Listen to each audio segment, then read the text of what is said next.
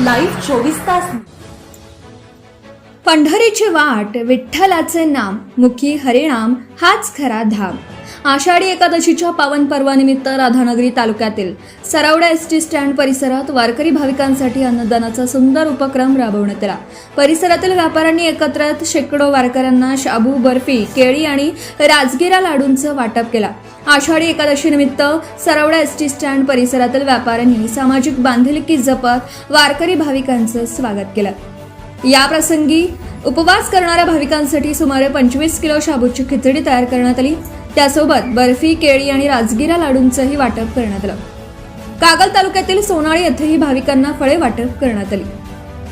या उपक्रमाला वारकरी भाविकांनी उत्स्फूर्त प्रतिसाद दिला. हजारो भाविकांनी प्रसादाचा लाभ घेतला. व्यापाऱ्यांच्या या सेवाभावी उपक्रमाचं वारकरी आणि नागरिकांकडून कौतुक करण्यात आलं. लाईव्ह 24 तास न्यूजसाठी राजू राजिगरे, सरवडे. तांबूस फुटता उधळलाली भूपाळी रामपारी, दिशादाही उजळल्या आल गोकुळ आपुल्या दारी. निर्भेळ आणि सकस चवीच गोकुळ लई भारी, चव आहे कोल्हापुरी गोकुळ लई भारी. गोकुळची दर्जेदार दुग्ध उत्पादने. गोकुळ, अस्सल चव कोल्हापूरची.